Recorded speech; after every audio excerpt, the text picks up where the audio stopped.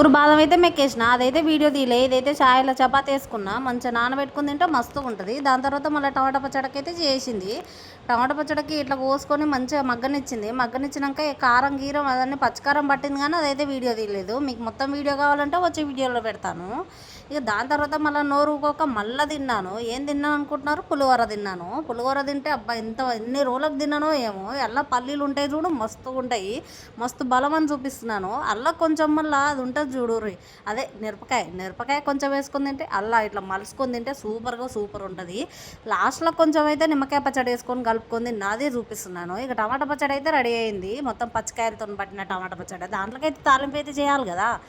తాలింపు అయితే వేసింది, చిన్న కడాయిలో వేసి కుట్టకుట్టలాడుతుంది. అదైతే తాలింపు సప్పుడు అయితే ఇంకా మస్తు ఉంటుంది, కానీ మళ్ళీ వాయిస్ ఓవర్ వేయాలని చెప్పి తీసేసిన. గంత అన్నం పెట్టుకొని కొంచెం టమాటా పచ్చడి వేసుకొని అల్ల కొంచెం పప్పుచారు పోసుకొని కలుపుకొని తింటే సూపర్ ఉంది. ఫస్ట్ అయితే మునక్కాయలు అయితే తిని